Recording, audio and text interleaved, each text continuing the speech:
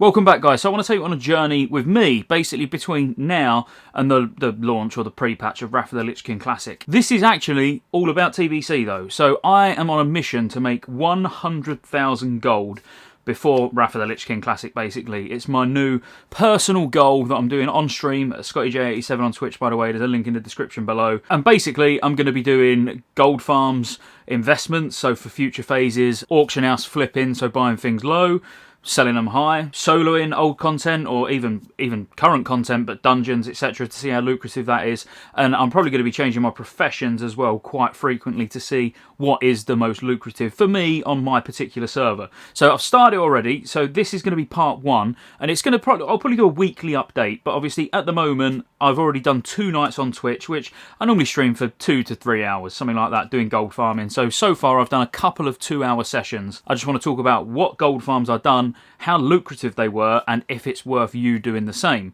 Now, the next gold farming I'm going to be doing tonight is actually going to be all around the moat extractor, which we know the moat extractor is pretty good money, but we'll see exactly how much I make from it. But for now, what have I been doing the last couple of nights? You're going to have to forgive me for the footage because I'm just taking it straight from the stream so you can see exactly what I've been doing, but feel free to jump over and check me out over on Twitch at any time you like, and be sure to like and subscribe to this video as well, because I'm pretty sure subscribing for future content, even if it was just for this series alone, will help you out. If you're trying to make gold, or you like making gold, you want to get loads of gold before Wrath of the Lich King like I do, because there's a lot of outgoings in Wrath of the Lich King. I want to buy the repair mount, which is expensive, you know, Dark Mooncard Greatness, because I'm a Feral Druid. There's a lot of things to buy when it comes to Wrath, and they're things that you might want to get quite early. But firstly, I headed over to Hellfire Peninsula, thrown a kill Jaden, I was killing the fire elementals. What shocked me here was, on the basis that everyone's quit playing World of Warcraft and there's only 4 people playing, I couldn't believe that they was all in the same place farming primal fires.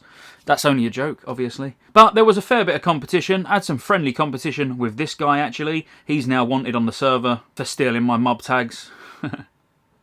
He's not. But anyway, we did have a friendly bit of competition. There was various people coming over. Admittedly, some of them looked like bots, but that'll probably come as no surprise. But overall, it was fairly lucrative. I had done a 2-hour, 20-minute stream. That was it. And you got to say 20 minutes of that was travelling around. So I'd done roughly an hour on these, on the Primal Fires. And then I moved over to Shadowmoon Valley, over to the Water Elementals, and I was farming these. The Water Elementals actually seemed like the better farm out of the 2, if I'm completely honest. As in the actual amount that was spawning, how quick they were spawning, how lucrative it was.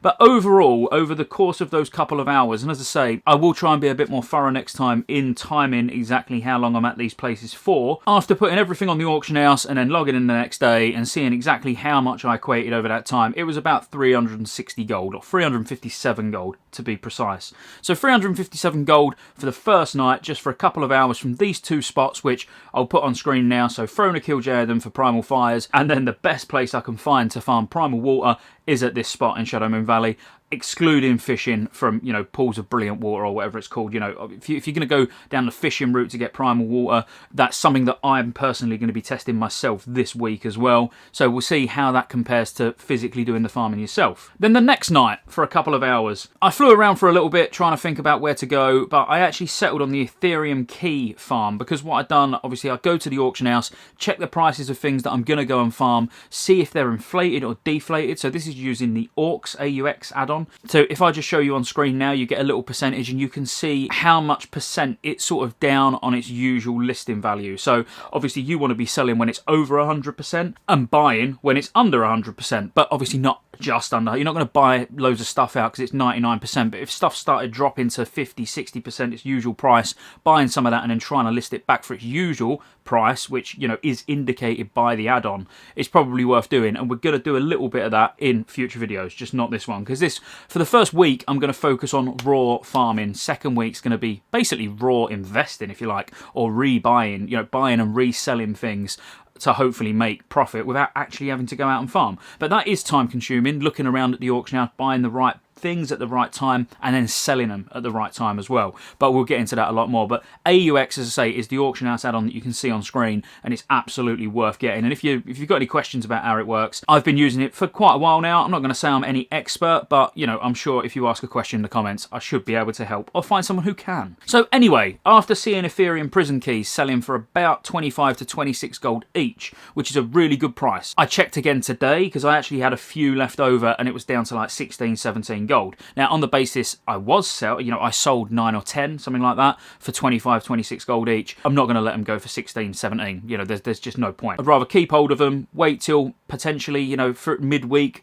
back end of the week, see if the prices start to creep up again. Don't get me wrong, there's always risk here because it might not creep up, it might just keep going down, but normally these things start to steady out. You know, it's just, we've just got out of the weekend, so loads of people were playing, loads of people were doing their daily dungeons and stuff like that and potentially out farming. So at the beginning of the week, you do expect prices of stuff to basically be a little bit of a dip.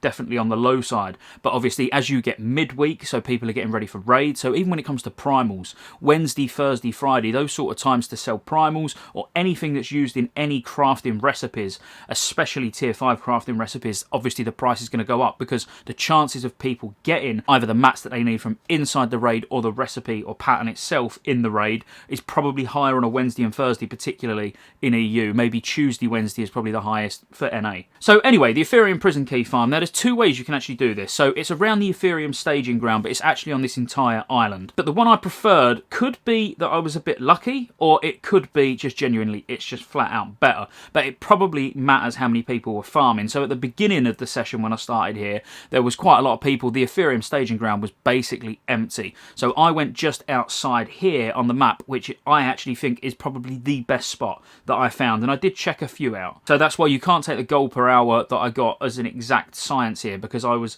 testing where the best place was to farm, and just outside the staging ground was the best place I could find, purely because I kept getting quite a regular spawn of an Ethereum jailer. Now the jailer has got a 100% chance to drop the key. So basically every time you find a jailer at the current price that it was when I was doing this farm was 24 gold. Let's say 24 gold every jailer I found. So what you can do, because they've got random spawn points basically all around the island, you can set a macro up like this one, so target Ethereum jailer, and then literally fly around spamming it, and every jailer you see, kill it. The way I was seeing it was the more mobs were being killed, the quicker the jailer was spawning. So this might be good if there's a lot of people farming on the island.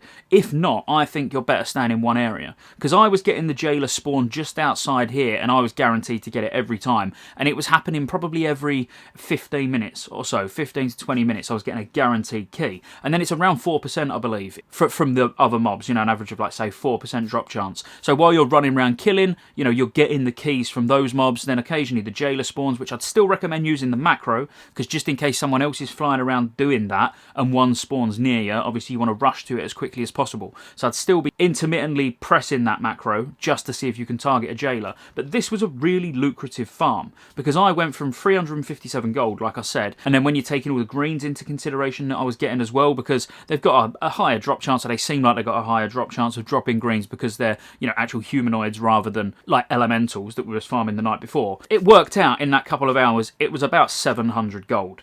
And I've not even sold everything yet. I've still got some keys left. I've still got some enchanting mats left, because I am enchanting, so I'm DEing most of the stuff, but not all of it. Some of it I'm just flat out vendoring. But overall, in like 2 evenings of farming, once these last bits sell, you're looking at about 1100 gold in about 4 hours, which is not that bad. You know, I mean, if I was to sit there and farm for a lot longer, obviously it's going to be a lot quicker, but I'm going to be doing a massive like 48-hour farming session this week. Now, obviously, I'll probably sleep a little bit during that. You know, I'm not going to be able to start for 48 hours. I'm old. But I'm literally, for every minute I'm awake, all I'm going to be doing is gold farming to see if I can really, you know, make a dent in this 100k that I'm trying to aim for. But overall, out of the 3 farms, I would say the Ethereum prison key one, depending on the price on your server, is really good. Tonight, as I say, I'm going to be doing moat extractor runs and see sort of how lucrative that can be given the prices on the server. And you've got to remember, our server is quite a populated one. You know, it's a PvE server. They're normally quite populated anyway. So the prices should be around the, you know, the average, I would say. Across all the servers, I reckon our prices are probably more or less smack bang in the middle. But if you found any of this interesting, as I say, if you want any more details on any of these farms, just let me know in the comments. But make sure you hit that subscribe button so you don't miss any more of these, because I will be taking you on a journey to 100,000 gold, and maybe you can test these out along the way. You know, if I say I've done a couple of hours here, a couple of hours there, you test it, see how much gold you make. You might be able to beat me to making that 100k gold during this video series. So as I say, like, subscribe, and I'll see you on the next one.